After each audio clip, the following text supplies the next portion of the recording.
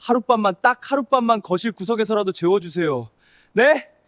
꽁꽁 언 손으로 차가운 철문에 매달려 애원했지만 인터폰은 매몰차게 끊어졌습니다. 그리고 굳게 닫힌 문 안쪽에서는 텔레비전 웃음소리만 점점 커졌죠.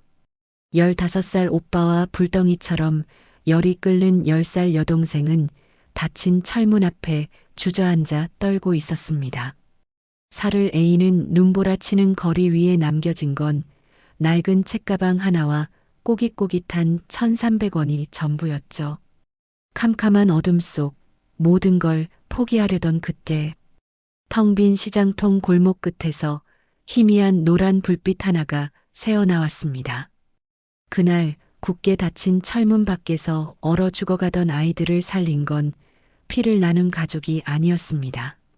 세상에서 가장 추웠던 밤 우리 남매의 인생을 송두리째 바꿔놓은 따뜻한 국물 한 컵이 만든 그 이야기를 들려드릴게요.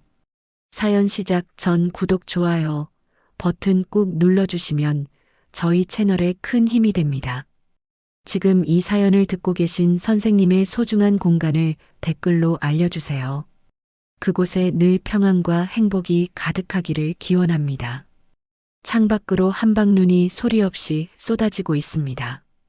온풍기가 돌아가는 정돈 된 제 대표실 창가에 서서 저 하얀 눈을 바라보고 있자니 쥐고 있는 뜨거운 찻잔에 저도 모르게 꾹 힘이 들어갑니다. 사람들은 눈이 오면 세상이 하얗게 덮여 낭만적이라지만 저는 이맘때쯤 쏟아지는 폭설을 볼 때면 아직도 목덜미가 서늘해집니다. 지금으로부터 딱 20년 전 15살의 저와 고작 10살이던 여동생 정희가 겪어야 했던 그 잔인한 겨울밤이 생각나서요. 그날도 오늘처럼 입김이 하얗게 얼어붙는 지독하게 추운 날이었습니다. 낡은 혹겹 점퍼에 몸을 웅크린 채 학교에서 돌아와 보니 집안 꼴이 엉망이었습니다. 장롱문은 떨어져 나가 비스듬히 눕혀져 있었고 방바닥에는 빨간 딱지가 덕지덕지 붙은 낡은 세간살이와 독촉장들이 나뒹굴고 있었죠. 빚쟁이들이 한바탕 휩쓸고 간 흔적이었습니다. 그리고 보일러도 전기도 끊겨 냉골이 된 방구석에 웅크리고 떨고 있는 정희 옆에는 아버지가 찢어진 달력 뒷면에 붉은 펜으로 삐뚤빼뚤하게 휘갈겨 쓴 짧은 쪽지 한 장만 덩그러니 놓여 있었습니다. 미안하다. 며칠만 피해 있을 테니 문 꼭 잠그고 있어라. 그게 끝이었습니다. 매일 술에만 빠져 살던 아버지는 결국 감당 못할 빚을 남겨두고 어린 자식들만 버려둔 채 도망을 친 겁니다. 순간 머릿속이 텅 비었습니다. 빚쟁이들이 휩쓸고 간 문틀은 심하게 틀어져 있었고 그 틈새로 살을 에이는 찬바람이 숭숭 새어 들어오고 있었죠. 언제 다시 그 무서운 사람들이 들이닥칠지 모르는 일이라 저는 다급하게 덜덜 떠는 정희에게 두꺼운 옷을 겹겹이 껴입히고 책가방에 남은 옷까지 몇 벌을 쑤셔 넣었습니다. 오빠, 아빠 언제 와? 나 무서워. 겁에 질린 정희의 차가운 두 손을 입김으로 풀어가며 저는 억지로 입꼬리를 올려 거짓말을 했습니다. 아빠 금방 오실 거야. 우리 여기 있으면 너무 추우니까 잠깐만 큰아버지 댁에 가 있자. 오빠가 우리 정의 손 꽉 잡아줄게. 가진 돈이라곤 제 주머니에 꼬깃꼬깃 접힌 1,000원짜리 한 장과 100원짜리 동전 3개가 전부였습니다. 이 돈으로는 어디 따뜻한 곳으로 몸을 피할 여유조차 전혀 없었기에 우리는 그 매서운 눈보라를 뚫고 큰아버지 댁을 향해 무작정 걸을 수밖에 없었습니다. 1시간 넘게 눈길을 걸어 도착한 큰아버지 댁 앞. 다 떨어진 운동화 사이로 눈이 스며들어 발가락이 끊어질 듯 아팠습니다. 저는 덜덜 떨리는 거친 손으로 커다란 철문 옆에 달린 초인종을 꾹 눌렀습니다. 큰어머니, 저 정우예요. 정희가 너무 추워해서요. 하룻밤만 거실 구석에서라도 재워주세요. 네, 제발 부탁드립니다. 하지만 굳게 닫힌 차가운 철문은 끝내 열리지 않았습니다. 대신 인터폰 너머로 얼음장보다 더 차갑고 날카로운 목소리가 귓전을 때렸죠. 내 애비가 우리 집까지 담보로 넘길 뻔한 거 몰라? 꼴이 말이 아니게 와서 남의 집 앞에서 무슨 소란이야. 당장 안 가? 탁 하는 소리와 함께 인터폰이 매몰차게 끊어졌습니다. 더 매달려봐야 당장이라도 경찰을 부를 기세여서 우리는 문 앞에서 더 버틸 수도 없었죠. 잠깐의 무거운 정적이 흘렀습니다. 그리고 닫힌 철문 안쪽에서 텔레비전 예능 프로그램에 과장된 웃음소리가 미친 듯이 커졌습니다.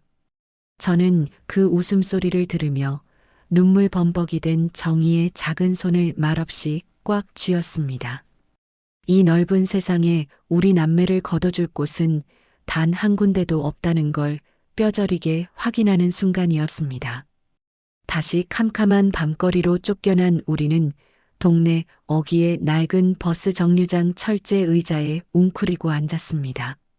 살을 에이는 칼바람이 파고들 때마다 철제 의자에 맨살이 쩍쩍 달라붙는 것만 같았고 며칠을 제대로 먹지 못한 위장은 속이 뒤틀리게 아파왔습니다. 집 전화는 끊긴 지 오래였고 제게는 당장 119를 부르거나 누군가에게 도움을 청할 휴대폰조차 없었습니다. 설상가상으로 칠흑 같은 밤하늘에서 굵은 눈발이 다시 흩날리기 시작했습니다. 제품에 파고든 정의의 몸이 파르르 떨리더니 가슴 저 밑바닥에서 끓어오르는 듯한 기침 소리가 멎지를 않았습니다. 오빠, 나 너무 추워. 너무 졸려. 정의의 이마에 손을 짚어보니 이미 불덩이처럼 펄펄 끓고 있었습니다. 입술은 새파랗게 질려 있었고 숨소리는 점점 거칠고 짧아지고 있었죠. 저는 미친 듯이 바지 주머니를 뒤졌지만 꽁꽁 언제 손에 쥐어진 건 아까 그 1,300원이 전부였습니다. 동전의 차가운 금속성 촉감이 손바닥에 얼어붙어 떨어지지 않았습니다. 이 돈으로는 당장 따뜻한 물 한 모금, 낡은 담요 한 장조차 살 여유가 없었습니다.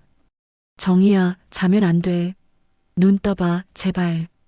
저는 얼어붙어 감각조차 없는 동생의 뺨을 거친 손으로 비비며 불렀습니다. 하지만 세상은 온통 하얀 눈보라에 갇혀 우리 남매를 못 본 채 하는 것만 같았습니다. 지독한 절망감에 무릎이 꺾이고 고개를 푹 숙인 채 이대로 모든 게 끝났으면 좋겠다고 생각하던 바로 그 순간이었습니다. 눈물 범벅이 된 고개를 힘없이 돌린 제 시야 끝. 셔터가 다 내려가 텅 빈 시장통 골목 후미진 곳에서 희미한 노란 불빛 하나가 새어 나오는 게 보였습니다. 그리고 매서운 바람을 타고 아주 희미하게 달큰하고 짭조름한 어묵 국물 냄새가 꽁꽁 언 코끝을 스쳤습니다. 그때는 몰랐습니다.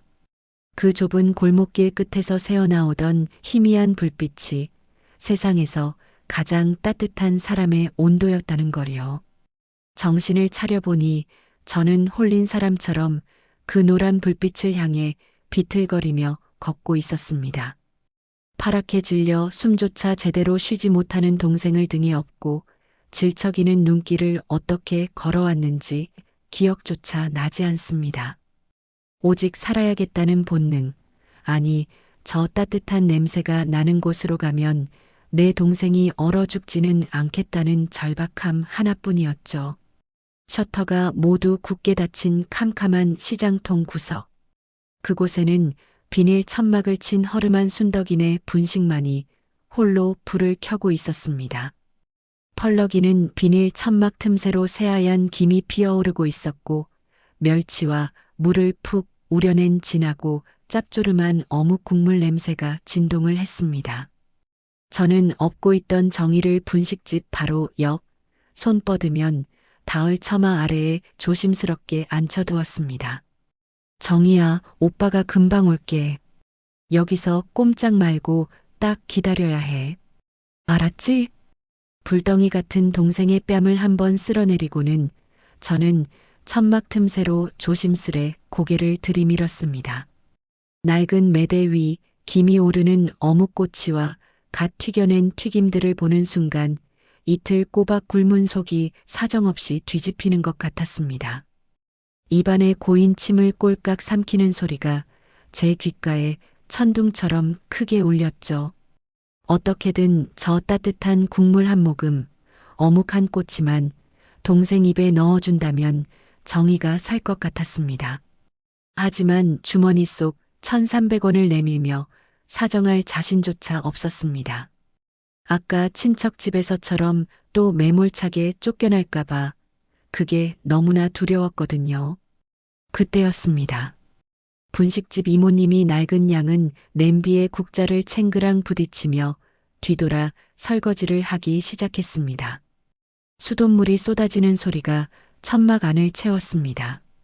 태어나서 처음으로 이성보다 손이 먼저 나갔습니다.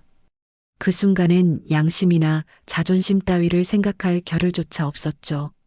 저는 숨을 죽인 채 덜덜 떨리는 거친 손을 뻗어 매대 위에 놓인 쇠집게를 움켜쥐었습니다. 심장이 입 밖으로 튀어나올 것만 같았습니다. 눈동자는 이모님의 넓은 등판에 고정시킨 채 어묵꼬치 하나를 들어 올리려던 찰나였습니다.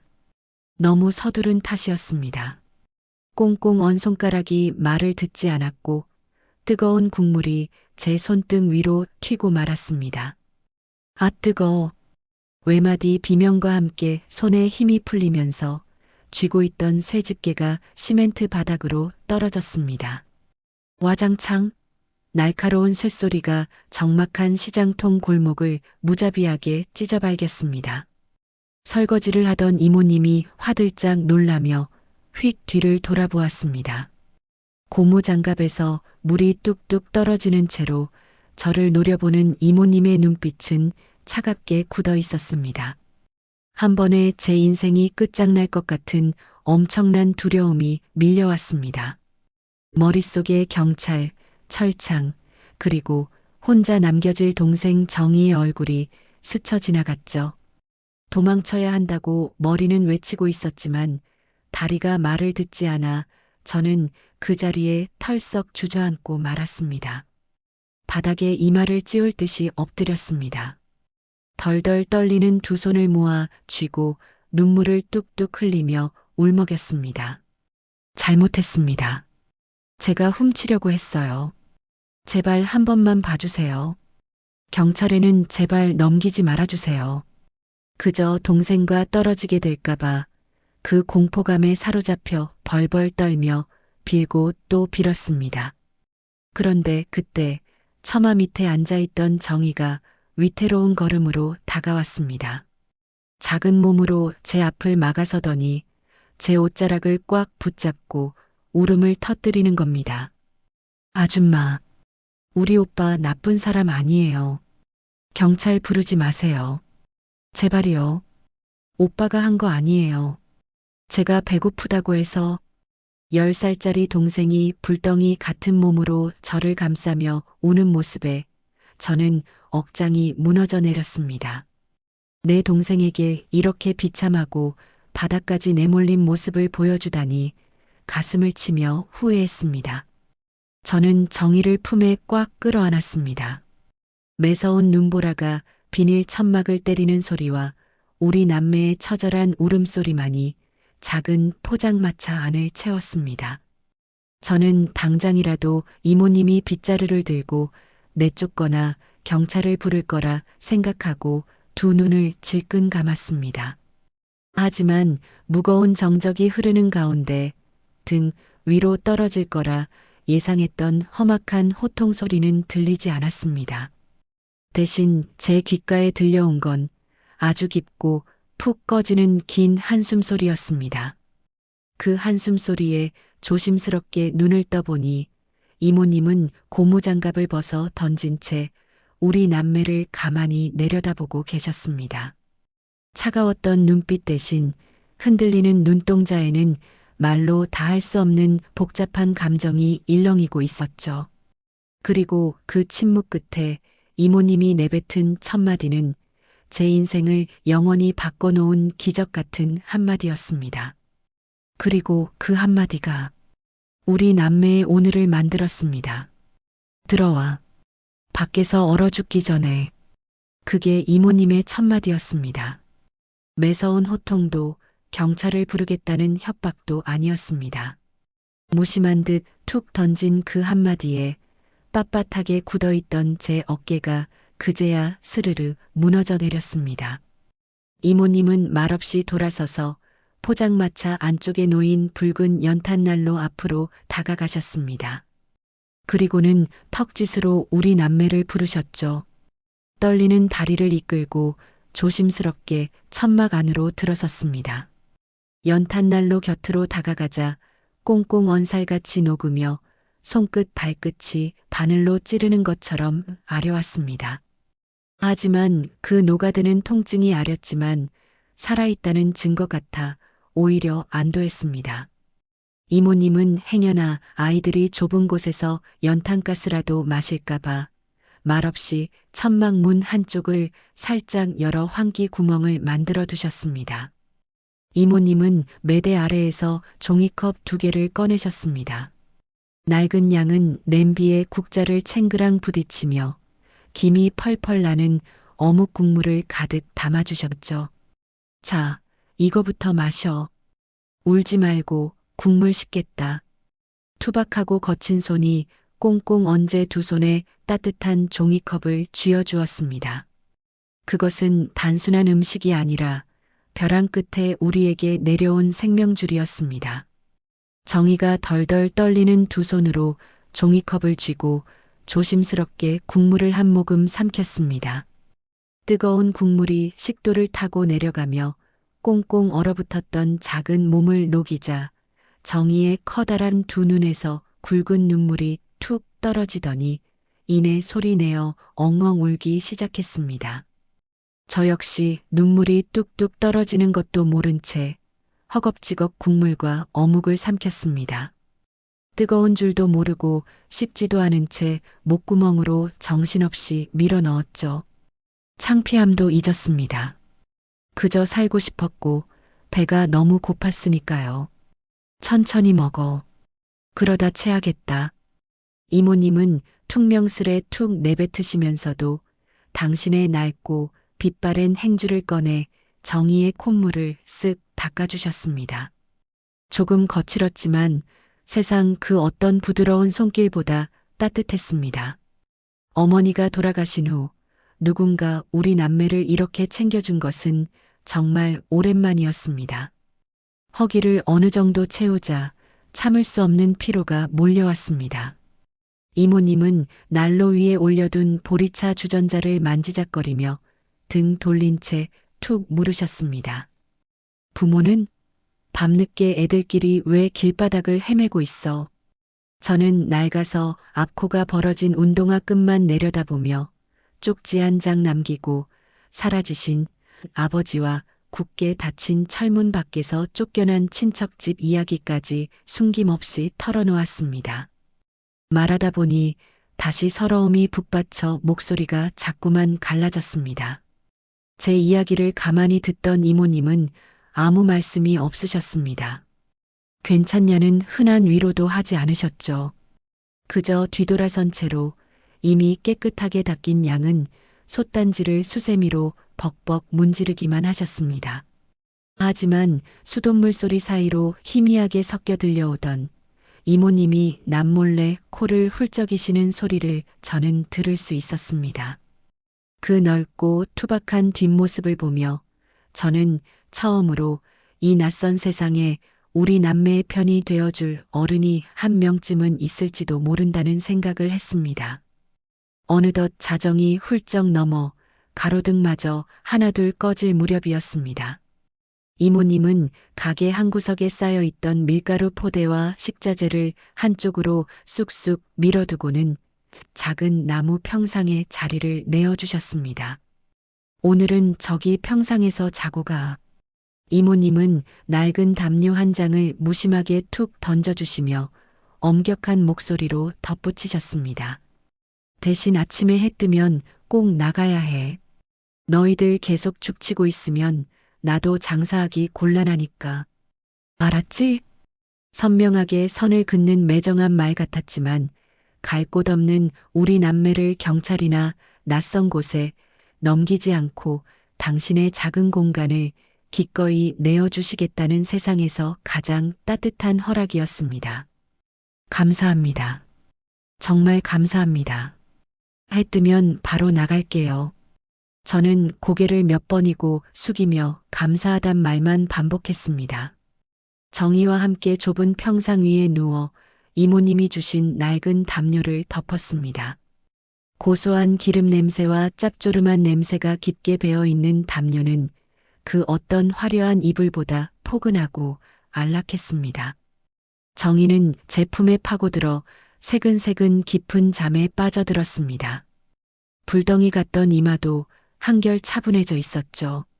눈을 감자 매몰차게 닫힌 친척 집의 차가운 철문과 살라고 열어준 이 허름한 비닐 천막이 머릿속에서 번갈아 떠올랐습니다. 세상이 아무리 차갑고 잔인해도 살아갈 구멍은 이렇게 예상치 못한 곳에서 열린다는 걸 배웠습니다. 하지만 이 따뜻함도 내일 아침이면 끝날 허락이었습니다. 해가 뜨면 우리는 또다시 차가운 길거리로 나가야 했으니까요. 불안한 내일을 걱정하며 까무룩 잠이 들었습니다. 그런데 다음 날 아침 쫓겨나듯 나선 우리 남매의 낡은 점퍼 주머니 속에서 만져진 건 아직 온기가 남아있는 따뜻한 캔 커피와 두툼하게 만식은 김밥 한 줄이었습니다. 아침 해가 뜨기도 전 우리는 이모님과 약속한 대로 서둘러 짐을 챙겨 천막을 나섰습니다.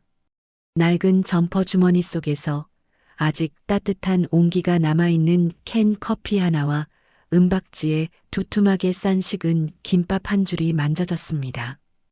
우리가 잠든 사이 이모님이 남몰래 찔러 넣어두신 거였죠. 차가운 골목에 서서 그 온기를 손에 쥐고 있는데 등 뒤로 낡은 천막이 걷히며 이모님이 나오셨습니다. 우리는 죄송한 마음에 고개를 푹 숙인 채 서 있었습니다. 그런데 이모님은 우리와 눈도 마주치지 않은 채 길바닥에 물을 휙 뿌리며 무심하게 툭 던지셨습니다. 밤에 갈 데 없으면 와. 남은 거 버리기 아까우니까. 그 무뚝뚝한 허락 한마디가 우리 남매에게는 세상 그 어떤 따뜻한 집보다 든든한 울타리가 되었습니다. 그날 이후 인적이 끊길 때쯤이면 우리는 늘 분식집 뒷문으로 찾아갔습니다. 이모님은 늘 남은 거라고 하셨지만 우리 앞에 놓이는 어묵 국물은 언제나 솥에서 막 퍼낸 듯 뜨끈했고 김밥은 속이 터질 듯 실했습니다. 눈칫밥 먹는 아이들이 체할까봐 이모님은 우리가 밥을 먹을 때면 늘 등을 돌리고 설거지만 하셨죠. 그 따뜻한 배려 덕분에 우리 남매는 조금씩 잃어버렸던 웃음을 되찾아갈 수 있었습니다. 하지만 매일 공짜 밥을 얻어먹는 게 어린 마음에도 너무나 죄송했습니다. 당장 돈은 없었지만 이 은혜를 어떻게든 갚고 싶었죠. 그래서 저는 매일 새벽 동네 쓰레기장에 버려진 몽당 연필과 누군가 풀다 만 문제집을 주어와 가로등 밑에서 악착같이 공부했습니다. 정희에게도 제가 아는 것들을 가르쳐 주면서 바르게 자라겠다고 이를 악물었죠. 그리고 동이 트기 전 새벽마다 저는 낡은 빗자루를 들고 순덕이네 분식집 앞을 깨끗하게 쓸어 놓았습니다. 새벽 가로등 아래로 하얀 눈이 쌓이고 제 빗자루 자국만 길게 남았습니다. 행여나 이모님께 들킬까봐 빗질만 얼른 해두고 도망치듯 골목을 빠져나왔습니다. 그렇게라도 해야 제 마음의 빚이 조금이나마 덜어지는 것 같았거든요. 그러던 어느 날 새벽이었습니다. 여느 때처럼 분식집 앞눈을 치우고 돌아서려는데 언제 나오셨는지 이모님이 제 등 뒤에 서 계셨습니다. 저는 화들짝 놀라들고 있던 빗자루를 떨어뜨리고 덜컥 겁을 먹었습니다. 귀찮게 알짱거린다고 혼내실까 봐서요. 그런데 이모님은 말없이 다가오시더니 꽁꽁 언제 거친 두 손을 당신의 따뜻하고 두꺼운 손으로 꽉 쥐어주셨습니다. 그리고 평소의 퉁명스러운 목소리가 아닌 아주 진지한 목소리로 말씀하셨습니다. 정우야, 나 너희들 불쌍해서 동정하는 거 아니야. 넌 눈빛이 살아있어. 끝까지 버텨서 사람 될 놈이야. 그러니까 이건 내가 너한테 미리 투자하는 거야. 나한테 말로 갚지 말고 너 나중에 잘 살아서 갚아. 알았지? 그 순간 꾹 참고 있던 눈물이 왈칵 쏟아졌습니다. 그 말씀은 저를 불쌍한 아이가 아니라 내일의 희망이 있는 사람으로 만들어 주었습니다. 친척들조차 외면했던 소년의 바닥난 자존심을 이모님은 당신만의 방식으로 완벽하게 지켜주신 겁니다. 저는 눈물 범벅이 된 얼굴로 거칠고 따뜻한 이모님의 손을 꽉 마주 잡았습니다. 그리고 속으로 다짐했습니다. 죽기 살기로 훌륭한 사람 돼서 이 은혜는 반드시 갚겠다고요. 그리고 그로부터 20년이라는 세월이 흘렀습니다. 저는 오직 그 새벽의 약속 하나만 품고 밑바닥부터 굴러 마침내 수십 개의 가맹점을 둔 외식 프랜차이즈 대표가 되었습니다. 제 동생 정희 역시 구김살 없이 훌륭한 어른으로 자라주었죠. 드디어 이모님을 찾아갈 날이 온 겁니다. 저는 이모님 분식집을 번듯하게 리모델링해드린 계획을 품고 설레는 마음으로 20년 만에 그 옛날 시장통 골목을 다시 찾아갔습니다. 하지만 제가 너무 늦었던 걸까요? 부푼 가슴을 안고 도착한 제가 마주한 건 이모님의 호탕한 웃음소리가 아니라 굳게 닫힌 차갑고 녹슨 셔터뿐이었습니다. 그리고 그 셔터 위에는 수개월 밀린 임대료 연체 고지서와 함께 제 심장을 덜컥 내려앉게 만든 상가명도 집행 안내문이 흉측하게 붙어 있었습니다. 20년이라는 세월은 참으로 많은 것을 바꿔놓았습니다. 가로등 밑에서 언손을 불며 주워온 몽당 연필을 쥐던 15살 소녀는 어느새 전국에 여러 지점을 둔 외식 프랜차이즈 대표가 되었습니다. 제 동생 정희 역시 그 모진 시간들을 훌륭하게 버텨주어 번듯한 직장에서 인정받는 어른으로 자라주었죠. 정말 숨이 턱 끝까지 차오르도록 달려온 시간이었습니다. 오직 성공해야 한다는 일념 하나, 그리고 캄캄한 새벽 시장통에서 제 거친 손을 꽉 쥐어주며 이건 투자야. 너 나중에 잘 살아서 갚아라고 하시던 강순덕 이모님의 그 목소리 하나만 가슴에 품고 버텼습니다. 우리 남매가 이렇게 사람 대접받고 살 수 있게 된 건 온전히 그 추웠던 겨울밤 이모님이 내어주신 따뜻한 국물 한 컵, 그리고 저희의 짓밟힌 자존심을 일으켜 세워주신 그 묵직한 믿음 덕분이었습니다. 이제는 그 투자금을 돌려드릴 때가 온 겁니다. 저는 이모님의 그 허름했던 천막 분식집을 번듯한 상가 1층으로 옮겨드릴 생각에 임대차 서류까지 챙겨두고 정희와 함께 20년 만에 그 옛날 시장통 골목으로 향했습니다. 훌쩍 커버린 우리 남매를 보시면 이모님이 얼마나 놀라실까, 호탕하게 웃으시며 등짝을 한 대 후려치시지는 않을까? 그런 생각에 입가에서 웃음이 떠나질 않았습니다. 하지만 시장 어귀에 도착해 발걸음을 옮긴 순간 제 부푼 기대는 산산조각이 나고 말았습니다. 이모님이 계시던 그 자리, 따뜻한 김이 오르던 어묵솥이 있던 그 공간은 사라지고 없었습니다. 대신 그 자리에는 굳게 닫힌 차갑고 녹슨 셔터만이 내려와 있었습니다. 떨리는 걸음으로 다가가 셔터 문에 붙어있는 종이들을 확인했습니다. 수개월치가 겹겹이 밀려 빗바랜 임대료 연체 고지서들, 그리고 그 위로 제 숨통을 완전히 틀어막아 버리는 강제 퇴거 안내문이 흉측하게 붙어 있었습니다. 머릿속이 하얗게 비어버렸습니다. 저는 넋이 나간 사람처럼 주변 상인들을 붙잡고 순덕이네 이모님 행방을 물었습니다. 하지만 붙잡을수록 사람들은 시선을 피했고 대답은 늘 같았습니다. 그렇게 시장을 헤맬 때 오래된 참기름집을 운영하시는 상인의 아저씨 한 분이 저를 부르셨습니다. 젊은이, 순덕 씨 찾으러 왔어? 저는 다급하게 고개를 끄덕였습니다. 그리고 아저씨의 입을 통해 전해 들은 이모님의 지난 시간들은 제 가슴을 무참히 찢어 놓았습니다. 아이고, 말도 마. 순덕 씨 남편이 몇 년 전에 쓰러져서 오래 누워 있었거든. 그 병원비 감당하겠다고 순덕 씨가 아끼던 분식집 자리까지 다 넘겼어. 요 앞 사거리에서 조그만 중고 트럭 하나 끌고 장사를 다시 시작했지. 아저씨의 한마디 한마디가 날카로운 비수가 되어 꽂혔습니다. 그런데 남편은 결국 작년에 세상을 떠났어. 남은 건 눈덩이처럼 불어난 병원비랑 급하게 끌어쓴 돈들 뿐이었지. 빚쟁이들이 찾아와서 행패를 부리는 바람에 결국 트럭도 못 끌게 됐어. 그 뒤로는 야반도주하듯 사라져서 벌써 반년이 넘었네. 그 착하고 억척스럽던 양반이 어쩌다 그리 됐는지 몰라. 아저씨의 말이 끝났을 때 저는 그 자리에 털썩 주저앉고 말았습니다. 아스팔트에 냉기가 올라왔지만 제 가슴 속에서 번지는 끔찍한 자책감에 비하면 아무것도 아니었습니다. 내가 너무 늦었구나.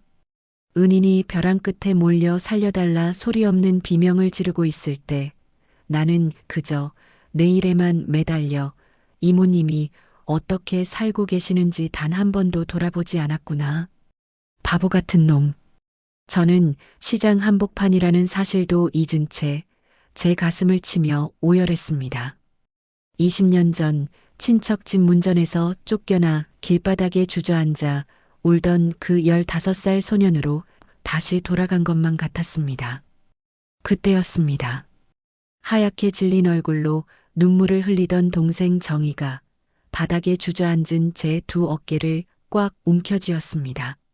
정희의 두 눈에는 눈물이 고여 있었지만 눈빛만큼은 그 어느 때보다 단단했습니다. 오빠, 지금 울 때 아니야. 늦었으면 지금이라도 찾아야지. 이모님이 우릴 안 버렸는데 이번엔 우리가 포기하면 안 돼. 동생의 그 단호한 한마디가 자책의 늪에 빠져있던 저를 번쩍 깨웠습니다. 맞습니다. 울고 있을 시간이 없었습니다. 저는 정희의 손을 잡고 일어나 독하게 마음을 다잡았습니다. 그날부터 우리 남매의 피 말리는 수색이 시작되었습니다. 하지만 우린 가족이 아니라서 동사무소나 구청 어디에도 물어볼 수가 없었습니다. 결국 직접 발로 뛰는 수밖에 없었습니다. 아저씨가 말씀하셨던 병원 앞 사거리를 시작으로 동네를 샅샅이 뒤졌고 정희는 퇴근 후 배달 앱의 과거 기록까지 뒤졌습니다. 투박하고 따뜻했던 얼굴을 묘사한 전단지를 수천 장 인쇄해 골목마다 붙이고 지역 내 무료 급식소까지 찾아가 인상착의를 물었습니다. 할 수 있는 건 정말 다 했습니다. 수백 번의 헛걸음과 실망. 세상 어딘가에 살아계시기는 한 걸까. 덜컥 겁이 날 때마다 정희와 저는 서로의 손을 꽉 잡으며 버텼습니다. 그렇게 지독한 추적을 이어가던 몇 달 뒤 어느 날이었습니다. 정희에게서 다급한 전화가 걸려왔습니다. 수화기 너머 정희의 목소리는 심하게 떨리고 있었습니다. 오빠, 찾았어. 내가 주소 보낼게. 당장 와.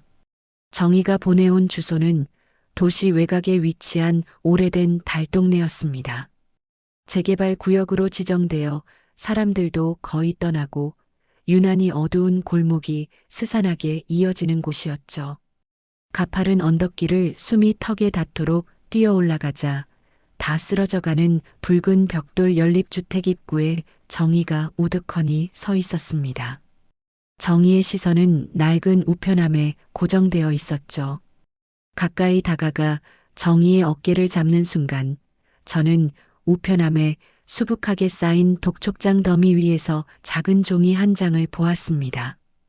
붉은색 글씨로 단전 단수 예정이라는 무서운 경고가 적힌 공과금 연체 고지서. 그리고 그 위에는 제가 20년 동안 단 하루도 잊은 적 없던 세 글자가 선명하게 찍혀 있었습니다. 수신인 강순덕. 그토록 애타게 찾던 그 이름. 하지만 그 고지서에 적힌 밀린 요금과 단전 통보가 의미하는 참혹한 현실이 제 목을 강하게 조여왔습니다. 굳게 닫힌 지하 단칸방의 낡은 문 앞. 문틈으로 새어나오는 서늘한 냉기. 그게 꼭 이모님의 얼어붙은 숨소리 같았습니다.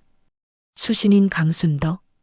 낡은 우편함에 꽂힌 붉은색 단전 고지서에서 그 세 글자를 확인한 순간 제 심장은 귓가에서 터질 듯이 거칠게 뛰기 시작했습니다. 20년을 애타게 찾아 헤맸던 이름. 하지만 다 쓰러져가는 붉은 벽돌 연립주택의 가장 깊고 어두운 곳, 이 지하 단칸방 앞의 풍경은 제가 상상했던 재회의 모습이 결코 아니었습니다. 칠이 벗겨진 녹슨 철문 위로는 노란색 도시가스 끊김 스티커와 수도 요금 체납 경고장들이 덕지덕지 붙어 있었습니다. 그리고 굳게 닫힌 문틈으로는 한겨울 바깥 날씨보다 더 서늘한 냉기와 곰팡이 냄새가 스멀스멀 새어 나오고 있었죠. 이모님, 안에 계세요? 떨리는 손으로 문을 두드렸습니다. 철문이 울리도록 두드렸지만 안에서는 쥐 죽은 듯 아무런 인기척이 없었습니다. 정희와 저는 서로를 쳐다보며 사색이 되었습니다. 정희야, 안에 무슨 소리 안 들려? 철문에 귀를 바짝 대고 있던 정희가 제 팔을 다급하게 쥐었습니다. 안에서 희미하게 앓는 소리 같은 게 들린다는 거였습니다. 저는 떨리는 손으로 휴대폰을 꺼내 곧바로 112와 119에 신고를 했습니다. 구급차와 순찰차의 사이렌 소리가 달동네의 캄캄한 골목을 찍고 도착했습니다. 안에서 신음이 들린다는 제 말에 경찰관들이 현장 상황을 빠르게 확인했고 곧바로 응급 상황이라는 판단이 떨어지자 구급대원들이 절단기로 굳게 잠긴 자물쇠를 끊어냈습니다. 끼기깃 기분 나쁜 마찰음과 함께 강제로 철문이 열렸습니다. 가장 먼저 훅 끼쳐온 건 코를 찌르는 곰팡이 냄새였습니다. 전기가 끊겨 캄캄한 방 안은 온기라곤 단 한 줌도 없는 얼음장 같은 냉골이었습니다. 구급대원이 켠 랜턴 불빛이 좁고 텅 빈 방바닥을 이리저리 훑고 지나갔습니다. 바닥에는 뜯지도 않은 빛 독촉장들이 흩어져 있었고 머리맡에 놓인 낡은 플라스틱 컵 안의 물은 꽁꽁 얼어붙어 있었습니다. 그리고 방의 가장 깊고 어두운 구석, 보일러도 들어오지 않는 그 차가운 시멘트 바닥 위로 낡은 솜점퍼 하나를 덮어쓴 채 웅크리고 쓰러져 있는 작은 형체가 보였습니다. 저는 경찰관들에게 다급히 손짓으로 양해를 구하고 방 안으로 뛰어들어갔습니다. 바닥에 무릎이 부딪히는 것도 모른 채 그 작은 형체 앞으로 미끄러지듯 다가갔습니다.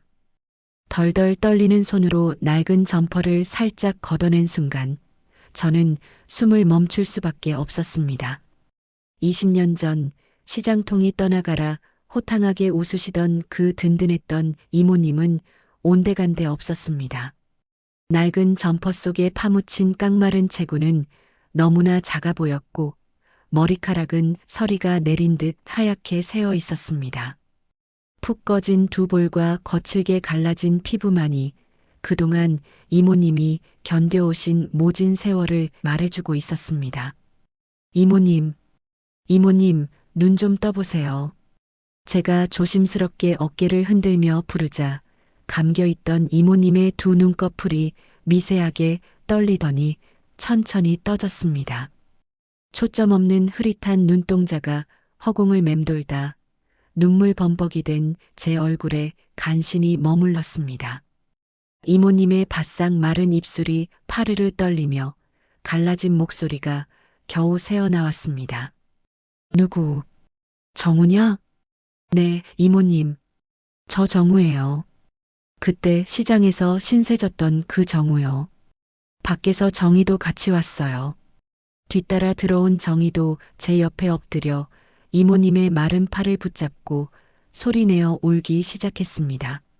이모님은 우리의 목소리를 듣고 우리 남매의 얼굴을 번갈아 바라보셨습니다.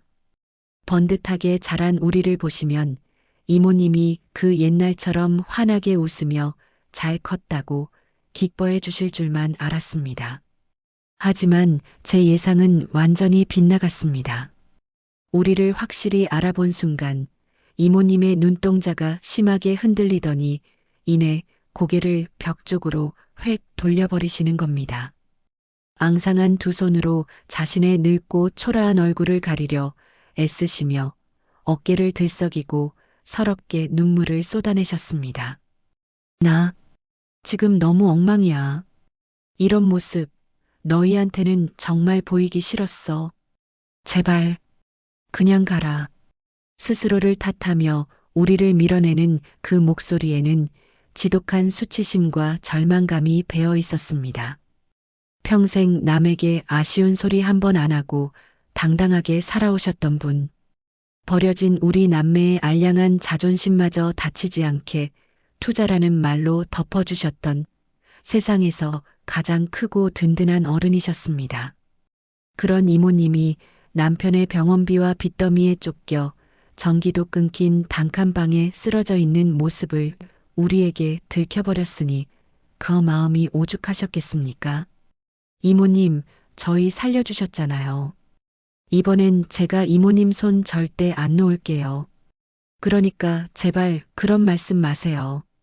저는 자꾸만 얼굴을 가리려는 이모님의 두 손을 꽉 부여잡았습니다. 절대 놓치지 않겠다는 듯이 꽉 쥐었습니다. 옆에서 정희도 이모님 늦게 와서 미안해요 라며 오열했습니다. 구급대원들이 다급하게 다가와 두꺼운 보온 담요로 이모님의 몸을 감싸며 떨어지는 체온부터 잡기 시작했습니다. 그 분주한 상황 속에서도 저는 이모님의 두 손을 제 뺨에 대고 하염없이 눈물만 흘렸습니다. 담요를 덮고 있어도 제가 쥐고 있는 이모님의 손은 얼음처럼 너무나 차가웠습니다. 20년 전 길바닥에 버려져 얼어가던 제 손을 녹여주었던 그 솥단지 앞에 따뜻했던 손이 아니었습니다. 세상의 모진 풍파의 체온을 모두 빼앗겨버린 앙상하고 시린 손이었습니다. 이모님의 손은 얼음처럼 차가웠습니다. 제가 그 손을 다시 데울 수 있을까요? 구급대원들의 다급한 발걸음에 맞춰 이모님이 좁고 가파른 달동네 계단을 빠져나갔습니다. 들것에 실려 구급차에 오르시는 내내 이모님은 눈을 꼭 감은 채 파르르 떨리는 입술을 꾹 깨물고 계셨습니다. 앙상한 몸 위로 두꺼운 응급용 보온 담요가 겹겹이 덮였지만 제가 꼭 쥐고 있는 이모님의 손끝은 여전히 얼음장처럼 차가웠습니다. 구급차의 문이 닫히고 붉은 경광등이 번쩍이며 차가 출발했습니다. 사이렌 소리가 캄캄한 밤거리를 날카롭게 가르며 울렸습니다. 저는 구급차 한 구석에 웅크리고 앉아 가쁘게 숨을 몰아쉬는 이모님의 창백한 얼굴을 하염없이 바라보았습니다. 세상에서 가장 크고 든든해 보였던 분이 어쩌다 이토록 작은 책으로 바스러지셨는지 쳐다보는 것만으로도 가슴이 아려왔습니다. 그때 제 품속에 안고 있던 가방에서 묵직한 온기가 전해졌습니다. 이모님을 찾으면 가장 먼저 대접해드리고 싶어서 오늘 아침부터 그날의 냄새를 떠올리며 정성껏 끓여온 어묵 국물이었습니다. 20년 전 저희 남매를 거둬주셨던 그 밤 꽁꽁 얼었던 속을 달래주던 바로 그 따뜻한 국물이었죠. 저는 조심스럽게 가방을 열어 은색 보온병을 꺼냈습니다. 덜덜 떨리는 손으로 뚜껑을 돌려 열자 구급차 안으로 하얀 김이 살짝 피어올랐습니다. 옆에서 이모님의 상태를 살피던 구급대원분이 보온병을 보더니 고개를 끄덕이며 말씀하셨습니다. 환자분 지금 저체온증이 심해서 이렇게 속을 먼저 데워주는 게 좋습니다. 너무 뜨겁지 않게 미지근하게 식혀서 조금씩만 넘기게 도와주세요. 저는 보온병 뚜껑으로 된 컵에 맑은 국물을 쪼르르 따랐습니다. 저는 따뜻한 컵을 두 손으로 감싸 쥐고 들것에 누워 눈을 감고 계신 이모님의 얼굴 곁으로 다가갔습니다. 이모님, 눈 좀 떠보세요. 제 부름에 이모님이 힘겹게 눈을 뜨셨습니다. 초점 없는 눈동자가 제 손에 들린 컵으로 향했습니다. 아주 희미하게 달큰하고 짭조름한 그 익숙한 냄새가 이모님의 코끝에 닿았습니다. 이모님, 이 냄새 기억나세요? 20년 전 그 추운 밤에 저희 남매가 길바닥에서 쫓겨나 덜덜 떨고 있을 때 이모님이 쥐어주셨던 바로 그 국물이에요. 그날 이모님이 주신 국물 한 컵이 저희를 살렸어요. 이모님의 푹 꺼진 두 볼 위로 뜨거운 눈물이 주르륵 흘러내렸습니다. 여전히 수치심과 미안함에 고개를 돌리려 하시는 이모님을 저는 부드럽지만 단호하게 붙잡았습니다. 이모님, 오늘은 제가 데워드릴 차례예요. 피하지 마시고 한 모금만 드셔보세요. 네. 저는 이모님의 차갑게 굳은 두 손을 끌어당겨 따뜻한 컵을 쥐어드렸습니다. 이모님의 얼음장 같던 손끝에 국물의 온기가 닿는 순간 이모님의 앙상한 어깨가 크게 한번 들썩였습니다. 거부하려던 이모님은 결국 제 눈빛을 이기지 못하고 덜덜 떨리는 손으로 컵을 입가로 가져가셨습니다. 미지근하게 식힌 국물 한 모금이 이모님의 마른 식도를 타고 넘어갔습니다. 그리고 두 모금, 세 모금. 국물이 메말랐던 몸속으로 퍼져나가며 꽁꽁 얼어붙었던 속을 데우기 시작했습니다. 그 순간이었습니다. 참았던 숨을 토해내듯 이모님이 꺼이꺼이 참았던 울음을 터뜨리셨습니다. 남편의 병수발을 들며 흘렸던 피눈물, 평생 일군 가게를 잃고 쫓겨다녀야 했던 서러움, 그리고 캄캄한 냉골방에서 홀로 삼켜야 했던 지독한 외로움이 그 국물 한 모금에 녹아내려 한꺼번에 터져나온 것입니다. 저도 이모님의 손을 제 두 손으로 꽉 감싸쥐고 함께 울었습니다. 우리는 구급차가 병원 응급실에 도착할 때까지 지난 20년의 세월을 뛰어넘어 서로의 묵은 상처를 끌어안고 한참을 울었습니다. 병원에 도착한 이모님은 응급 처치를 마치고 따뜻한 일반 병실로 입원하셨습니다. 오랜 피로와 저체온증이 겹쳐 당분간 절대 안정이 필요하다는 진단이 나왔죠. 동생 정희는 그날부터 아예 병실에 간이 침대를 놓고 이모님 곁을 지켰습니다. 매일 아침 따뜻한 수건으로 이모님의 얼굴을 닦아드리고 부드러운 음식을 손수 떠먹여드리며 한시도 곁을 떠나지 않았습니다. 처음에는 우리에게 짐이 된다며 밀어내시던 이모님도 친딸처럼 싹싹하게 곁을 지키는 정의의 진심 앞에서는 서서히 굳었던 표정을 풀기 시작하셨습니다. 따뜻한 병실에서 제대로 된 치료를 받자 푹 꺼졌던 뺨에도 조금씩 생기가 돌아오기 시작했죠. 하지만 이모님의 몸이 회복되어 갈수록 제 머릿속은 더욱 차갑고 단호해지고 있었습니다. 이모님을 그 차가운 지하실로 내몰았던 지독한 빚의 굴레를 완벽하게 끊어내야만 했으니까요. 저는 이모님이 안정을 취하시는 동안 달동네 우편함에 쌓여있던 독촉장들을 바탕으로 빚의 출처를 확인했습니다. 예상대로 불법 이자와 불법 추심의 흔적들이 고스란히 남아 있었습니다. 저는 섣불리 감정적으로 나서지 않았습니다. 불법 추심 증거들을 차곡차곡 모아 변호사에게 넘겼고 법적 절차를 통해 조용하고 확실하게 빚을 정리하기 시작했습니다. 원금만 정확히 정산하고 합의를 이끌어내는 과정은 생각보다 빠르게 진행되었습니다. 그리고 마침내 제 손에는 이모님을 평생 짓눌러왔던 모든 빚이 법적으로 청산되었음을 증명하는 채무변제 인서가 쥐어졌습니다. 종이 몇 장에 불과한 이 서류가 한 사람의 인생을 그토록 벼랑 끝으로 몰았다는 사실에 씁쓸하면서도 깊은 안도감이 밀려왔습니다. 이제 이모님을 괴롭힐 과거의 사슬은 세상 어디에도 남지 않게 된 것입니다. 어느덧 계절이 바뀌어 병원 창밖으로 따뜻한 봄바람이 불어오던 날이었습니다. 마침내 이모님이 건강을 회복하시고 퇴원을 하시는 날이었죠. 정희가 미리 준비해둔 화사한 봄옷으로 갈아입으신 이모님은 20년 전 제가 알던 그 정정하고 고운 모습을 제법 많이 되찾으셨습니다. 하지만 퇴원 수속을 마치고 병원 로비에 나란히 앉아 있을 때 이모님의 표정에는 수심이 가득했습니다.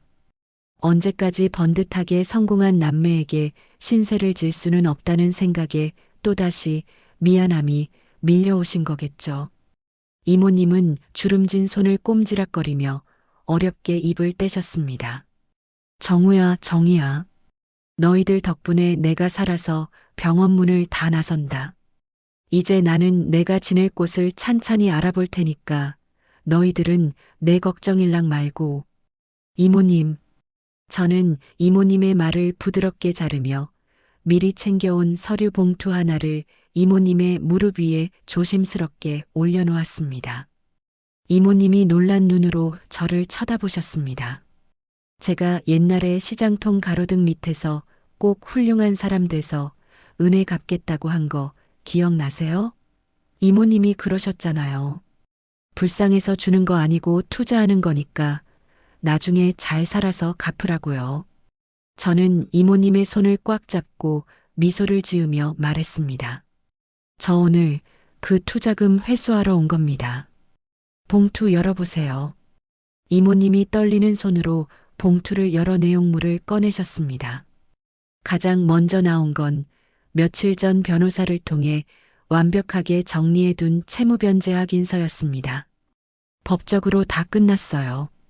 빚 다 갚았으니까 이제 2번 다시 쫓겨다닐 일 없으세요. 그 말을 듣는 순간 이모님의 굵은 눈물이 툭툭 떨어지기 시작했습니다. 평생을 짓눌렀던 거대한 바위 덩어리가 마침내 부서져 내리는 순간의 벅찬 안도감이었습니다. 하지만 봉투 안에는 서류가 한 장 더 들어 있었죠. 그리고 이건 병원에서 멀지 않은 곳에 얻은 전셋집 계약서예요. 햇볕이 정말 잘 드는 남양집이라 이제 2번 다시 춥고 어두운 방에서 주무실 일 없으실 거예요. 오늘 저희랑 같이 그 집으로 가실 겁니다. 안 된다고 내가 어떻게 이걸 다 받냐고 흐느끼시며 고개를 저으시는 이모님께 저는 부드럽게 웃으며 마지막 약속을 건넸습니다. 이모님, 저 이모님한테 거저드리는 거 아니에요. 이모님 몸 완전히 회복하시고 나면 그 어묵 국물 레시피 저희 매장에서 정식으로 쓰게 해주세요. 그때 정식으로 계약서 쓰고 매달 이모님 몫으로 당당하게 챙겨드릴 테니까요. 그 전까지만 조금 신세 지시는 거예요. 알았죠? 제 말이 끝나자 이모님은 더 이상 아무 말씀도 하지 못하시고 두 손으로 얼굴을 감싼 채 엉엉 소리 내어 우셨습니다. 정희가 곁에서 이모님의 어깨를 감싸 안고 함께 눈물을 닦아드렸습니다. 따뜻한 봄 햇살이 병원 로비의 통유리창을 넘어와 우리 세 사람을 환하게 비추고 있었습니다. 우리는 아무 말 없이 서로의 손을 아주 꽉 놓지 않을 것처럼 단단하게 마주 잡았습니다. 20년 전 캄캄한 밤거리에 버려졌던 우리 남매를 걷어주셨던 은인에게 마침내 온전한 내일의 빛을 되찾아드린 가장 눈부시고 따뜻한 봄날이었습니다. 세상의 모진 바람에도 끝끝내 서로의 손을 놓지 않았던 우리가 마주 잡은 두 손의 온기로 서로를 온전히 끌어안는 순간이었습니다. 병원 로비에서 눈물겨운 약속을 나눈 지도 어느덧 1년이라는 시간이 흘렀습니다. 모진 겨울이 지나고 다시 찾아온 따뜻한 봄날, 저희가 새로 마련해드린 아담한 전셋집 거실에는 오후에 나른하고 따뜻한 햇살이 창가를 넘어 방 안 깊숙한 곳까지 부드럽게 들어와 있었습니다. 전기가 끊겨 캄캄했던 지하실의 그 지독한 곰팡이 냄새 대신 이제 이 집에는 햇볕에 바짝 말려 보송보송해진 이불 냄새와 사람 사는 따뜻한 냄새가 포근하게 배어 있습니다. 주방에서는 보글보글 찌개가 끓는 소리와 함께 낡은 양은 냄비의 국자가 기분 좋게 부딪히는 챙그랑 소리가 들려왔습니다. 이모님은 이제 건강이 많이 좋아지셨습니다. 하얗게 새어버린 머리카락은 정희가 주말마다 예쁘게 염색을 해드렸고 푹 꺼져서 뼈만 앙상했던 두 볼에는 제법 살이 붙어 환한 화색이 돌았습니다. 굽은 등도 많이 펴지셨고 무엇보다 20년 전 시장통에서 들을 수 있었던 그 호탕하고 시원한 웃음소리를 다시 찾으셨죠. 주방에서 콧노래를 흥얼거리며 국물간을 보시는 이모님의 든든한 뒷모습을 보고 있자니 제 가슴 한구석에서 몽글몽글한 온기가 피어올랐습니다. 식탁 위에는 이모님이 저희 남매를 위해 아침부터 정성껏 끓여주신 어묵탕과 갓 지은 하얀 쌀밥 그리고 구수한 보리차가 정가락에 놓여 있었습니다. 20년 전 꽁꽁 언 손으로 허겁지겁 들이켜야 했던 그 찌그러진 종이컵 속의 어묵 국물이 이제는 예쁜 사기 그릇에 담겨 우리 셋의 든든한 저녁 식사가 된 것입니다. 이모, 국물 넘치겠어요. 얼른 이리 와서 앉으세요. 수저를 놓던 정희가 밝은 목소리로 불렀습니다.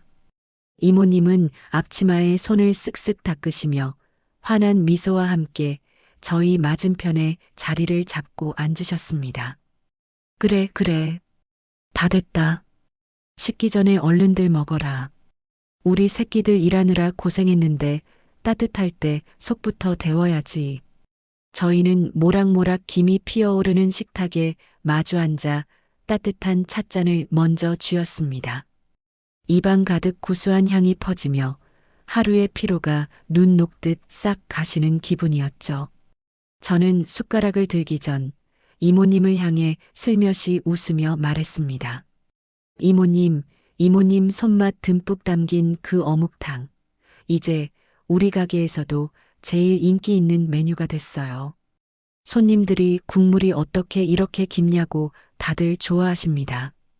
제 말에 이모님의 눈이 동그라지시더니 이내 입가에 자랑스러운 미소가 번졌습니다.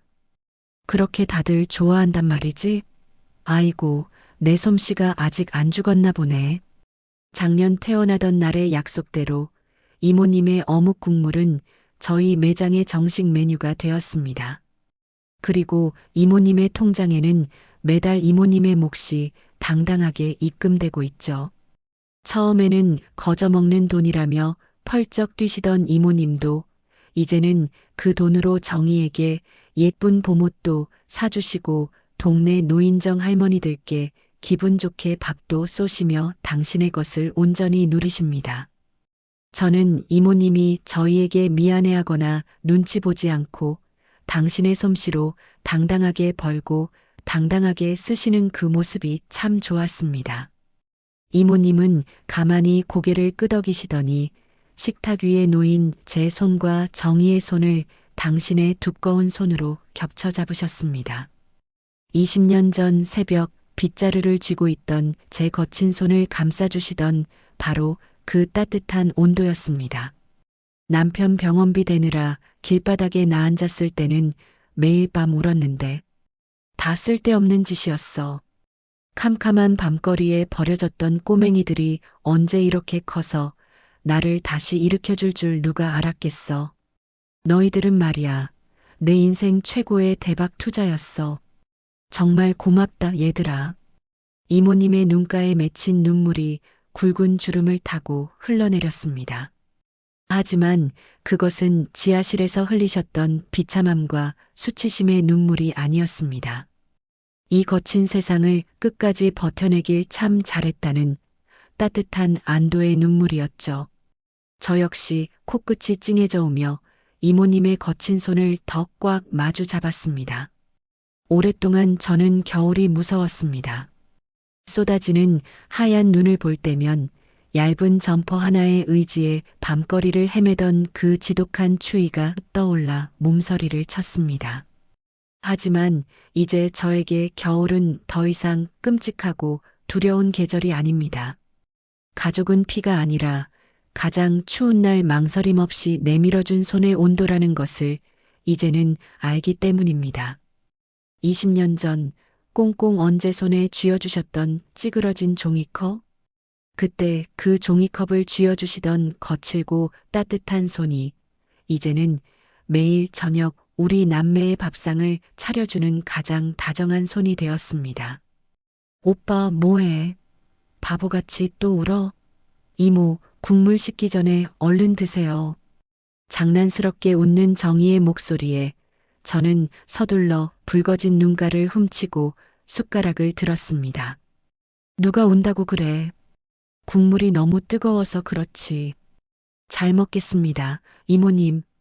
식탁 한가운데 놓인 커다란 사기 그릇 안에서 달큰하고 짭조름한 냄새를 품은 하얀 김이 잔잔하게 피어오르고 있었습니다. 그 따뜻한 김이 우리 세 사람의 웃는 얼굴 위로 포근하게 번져가던 그날 저녁은 저희 셋의 가슴 속에 참으로 오래도록 남았습니다. 오늘 전해드린 이야기가 선생님의 마음에 작은 위로가 되었기를 바랍니다. 앞으로도 저희는 선생님의 고단한 나날에 잔잔한 평안을 드릴 수 있는 이야기들로 찾아뵙겠습니다. 채널을 응원하는 마음으로 구독과 좋아요를 부탁드립니다.